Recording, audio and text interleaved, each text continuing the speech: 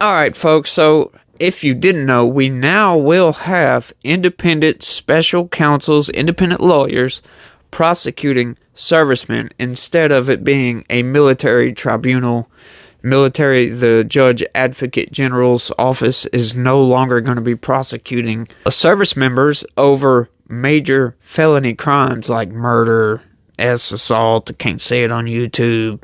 The four-letter word that starts with R and has an AP in the middle and ends with E. Yeah, that one. And a host of other felonies. They're now going to be an independent special counsel prosecuting these crimes. So that can kind of clear up any conflict of interest, I guess you could say, between, the Army maybe taking it easy on some people. Blah, blah, blah. It'll clear that up a little bit. And there was a shocking new poll come out where, get this, folks, and I don't know how many of you guys out there that watch my videos are Gen Z. I doubt many. I hope you're not one of these. But 20% of Gen Z have a positive opinion of Osama bin Laden. How in the hell did we get somebody who was in charge, basically orchestrated 2 planes running into the World Trade Center, killing 3,200 people, something like that? How do we get to a point to where we now have young folks in this country have a positive opinion of that? I would be willing to think, maybe slightly naive, let me know in the comments. I'd be willing to think that these people just said that just for shits and giggles. It sounds like something I would have done in my, if I was 17, 16. It's, oh yeah, Osama bin Laden, he's a stand-up guy, No, folks. What's up, everybody? How the hell's your day going? I know mine's not going all that good. I dang near broke my fingers earlier, these 3. I was replacing the glass in a screen door, and it had a spring-loaded screen when you slide up and down deal. I was putting all that stuff back together, and the spring-loaded deal came off and flipped around and smashed my fingers, and it was cold. It was this morning. It was cold out, so my fingers were frozen, so it hurt even more. So I've had a terrible day. Ordered the wrong color glass. You know how it goes. I just had one of those days. It was a Murphy's Law kind of day. Anything that could, did. And, I'm glad that my work day is finally over with. And I can get to doing something I enjoy doing. What's up, y'all? If you're new around here, this is Legitical Response. We cover political news, stuff you're not going to hear about in the mainstream. And we also put some of these news stories through the logic test to see if they actually make any sense at all. We try to counter the mainstream narrative machine's narrative, I guess you could say. That's what we do around here. So if you're interested in keeping up to date with that, smash that subscribe button for me. Turn on your notifications. And if you could, do me a big favor. Smash that like button if you love this country. If you love America and you want to make America great again, hit that like button for me. It would be a big help. Thanks. We got a lot to get into today, so we got a few stories coming from the southern border. I know I talk about the southern border ad nauseum, but we got a lot going on the southern border right now, and we really need to get some things fixed, and Texas seems to be doing that, y'all. Now, if you've been following this channel for a while, you know I covered the story a while back. Texas has a new law they just passed that allows them to arrest illegal migrants for coming into this country illegally. Basically for coming into Texas illegally.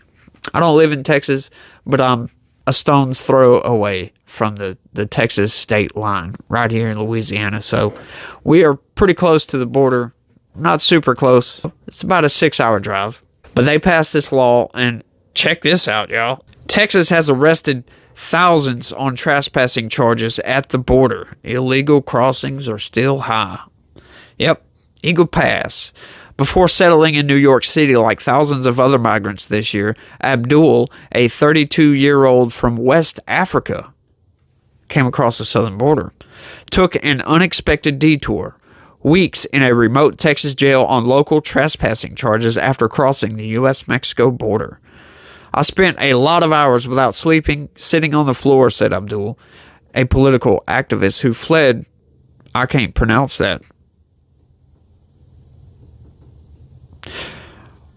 I'm not even going to try, y'all. Fearing persecution. He spoke on the condition that his last name not be published for fear of jeopardizing his request for asylum.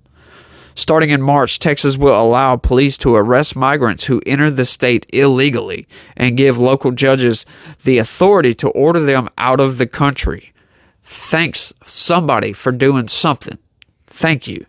The new law comes 2 years after Texas launched a smaller-scale operation to arrest migrants for trespassing. But although that operation was also intended to stem illegal crossings, there is little indication that it has done so. Yes, because we've had a massive spike recently in border crossings, upwards of 12,000 per day.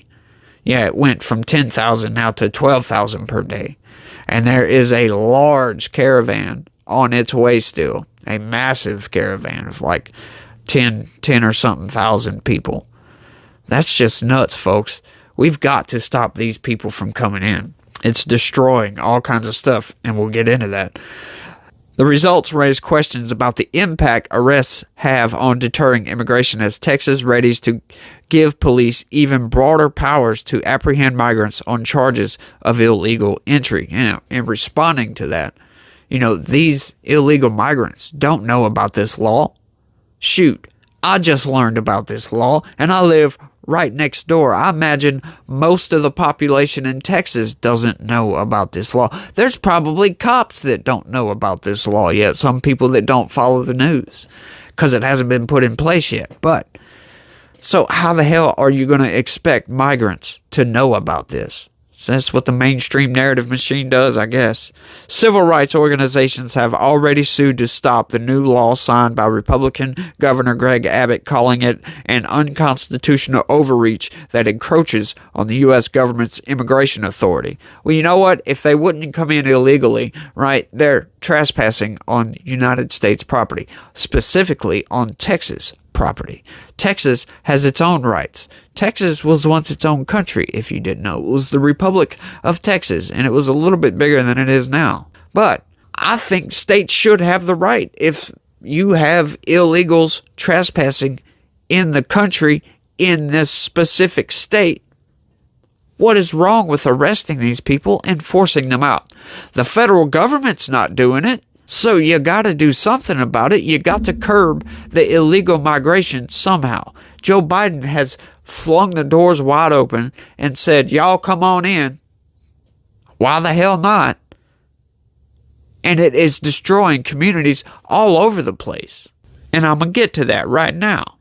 However, before I read this story out, I'm going to remind everybody that's watching this video that Chicago is one of many sanctuary states for illegal immigration, for migrants and illegal migrants, right? They're sanctuary places. In other words, that if you come across the border illegally, hey, come to our city, we're not going to arrest you. That's basically what that means. We'll help you out. We're not going to arrest you. We're not going to deport you out of the country. We're not going to notify CBP. We're not going to say nothing. You can come here and live free. So just remember that. Chicago is one of these cities. Check this out. Chicago mayor calls Texas governor reckless for busing migrants into city. Not sustainable. What did you think was going to happen when you open the damn floodgates and start letting all these people just coming on in? Right? They think, oh, we're up in Chicago. We're gonna do our Democrat thing and claim we're a damn sanctuary city for illegal migration because we're 1,200, 1,300 miles away from the southern border. That's not going to affect us. So we might as well virtue signal to the entire country and let them know we'll take your migrants. The fucking second Greg Abbott starts busing these migrants up there, you get this. Chicago Mayor Brandon Johnson on Wednesday blasted Texas Governor Greg Abbott, calling the Republican reckless for busing illegal migrants into his city. Abbott has taken to busing thousands of migrants out of Texas and into cities like Chicago and New York as he has called for more federal support and border security reforms. More than 26,000 migrants have reportedly been bused into Chicago in the last 16 months, and many are facing harsh winter conditions as the city struggles to house them. Oh, I'm so sorry. You have 26,000 illegal migrants in your city. Guess what? You remember those numbers I just talked about a few minutes ago?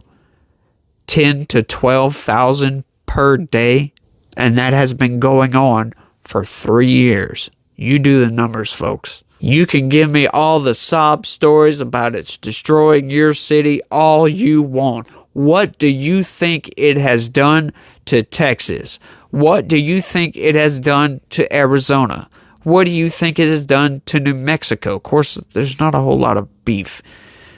It's not a whole lot of beef about going into New Mexico. I don't hear nothing ever out of New Mexico. But I really don't want to hear it from these people when they claim they're going to virtue signal to everybody saying, oh, we're a sanctuary city. Everybody come on here. If you're a legal migrant, come on. And as soon as somebody ships a bunch of illegal migrants up there by the droves because they can't handle it, calling him reckless. What do you think is going on the southern border, dude? These people have no logic in their thought process. You want to bitch at somebody, bitch at Joe Biden. Johnson told CNN's Poppy Harlow that the situation in Chicago is not sustainable with a significant increase in resources from the federal government. Let's just say, hang on. It's not sustainable with significant increase in resources from the federal government. So you're getting resources from the federal government and it's still not sustainable. Cry me a damn river. Let me just say this and make this very clear. What I've said repeatedly is that we have to have coordination, the mayor said. Since taking office, we've had an uncoordinated approach, and what I've worked to do instead of having chaos is provide some structure and calm around this situation and without significant federal support. This is not sustainable. Wait a minute. That other line just said with a significant increase. Maybe it was a typo. 3 buses carrying over 100 migrants arrived in Chicago over the holiday weekend as more than 14,000 are staying. Yeah, that's another typo. Are staying more than 24 city shelters. More than 14,000 are staying in more than 24 city shelters. There we go. What Governor Abbott is doing is, quite frankly, it's reckless, Johnson said about the situation. I had a delegation to actually go to the border and see firsthand the challenges that our bordering states and our bordering cities are experiencing right now. And what I've called for repeatedly is, again, a coordinated approach between state and local municipalities so that we can address this crisis. Right. As far as what the federal government is doing, look, I've said repeatedly, we need more resources. No, they just need to stop all these people from coming. You don't need more resources. The government doesn't have unlimited funds. It can just dish out because unlimited amounts of migrants want to come across the border. That's not how government works. We have a set spending limit, or we're supposed to, right? But hey, we have like a $1.5 trillion deficit, so who gives a damn about budgets? Why not just send all the damn resources? Because inflation's going to start going back up. That's why. That's why we need to curb government spending. That's why we need to curb illegal migration. That's why we don't need to fund Ukraine. That's why we don't need to send billions and billions of dollars to Israel, Ukraine, Botswana, anywhere. Help these people? Sure. $61 billion for Ukraine? Hell no. Not when it's going to kill people by the droves. Ukraine is already running out of soldiers. They're already asking for Ukrainians abroad to come back home. They're taking anybody from the age 18 to 60. That tells you they're getting low on people, right? There's not enough people to throw into the meat grinder.